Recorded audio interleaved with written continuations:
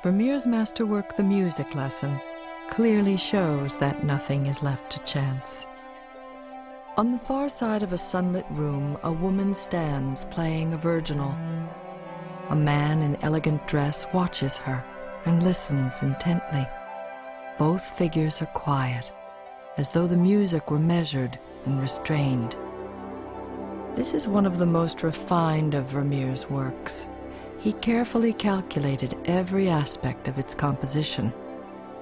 The figures, the musical instruments, the mirror, table, tile patches and chairs, however realistically presented, are conceived as interlocking patterns of color and shape.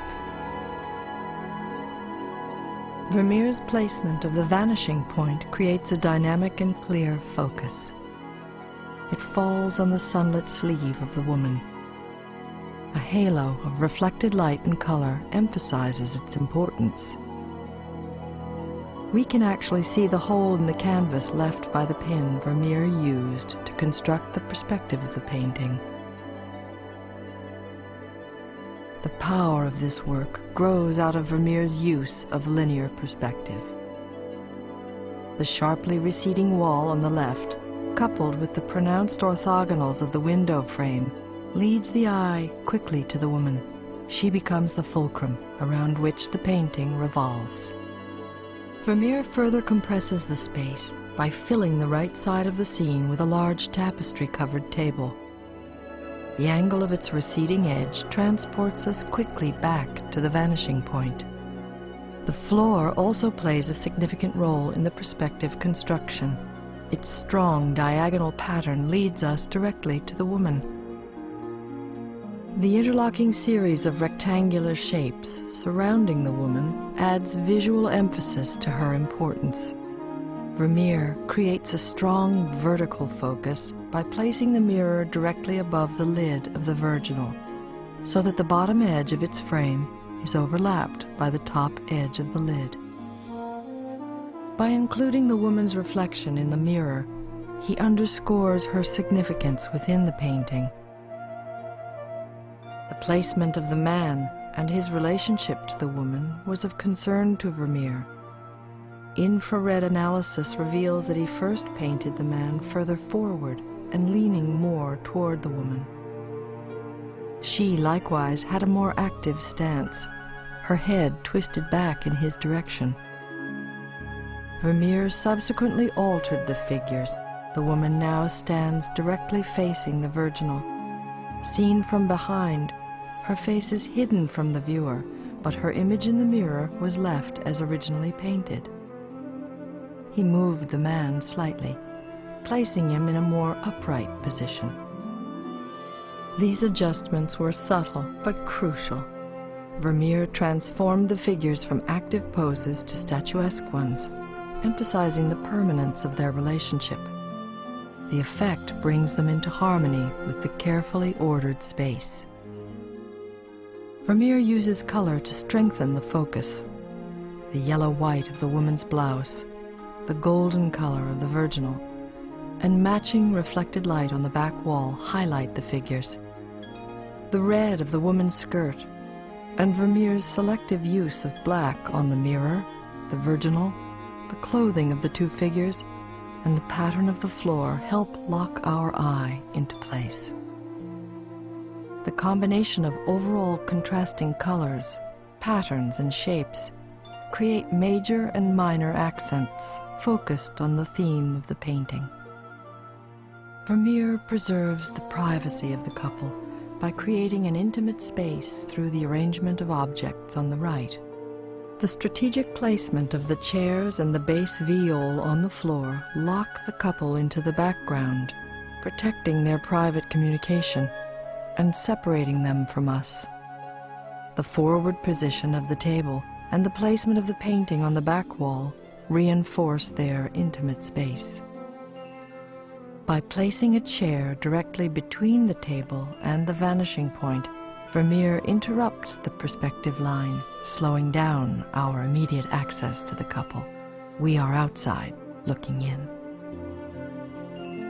The white, elegantly proportioned picture sitting on the table is central to the composition of the painting.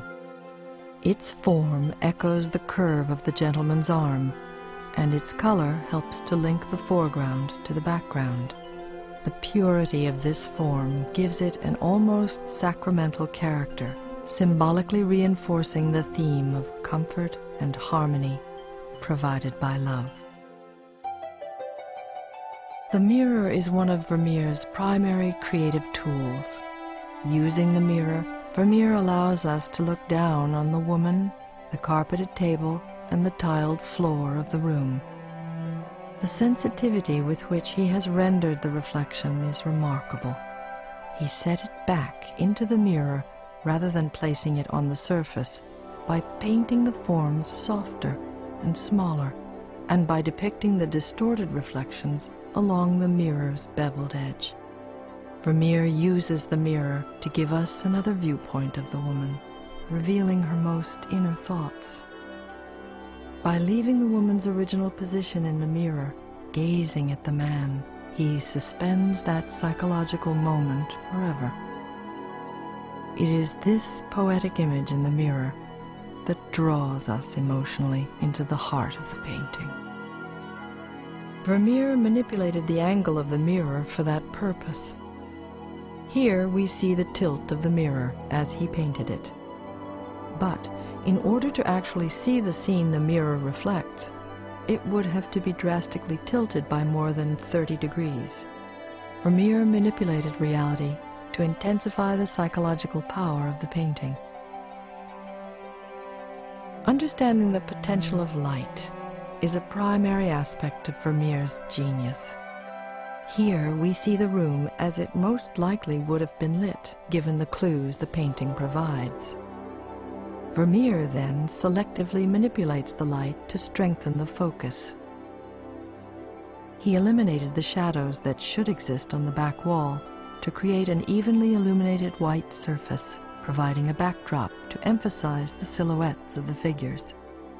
While Vermeer drastically reduced the shadow at the top of the virginal to allow the upper wall to be gently bathed in light, he darkened the shadow at the base of the window and distorted its angle on the wall. These two divergent shadows hold the virginal in place, the upper shadow leading the eye to the corner of the lid, and the lower shadow drawing our eye to where the leg meets the floor.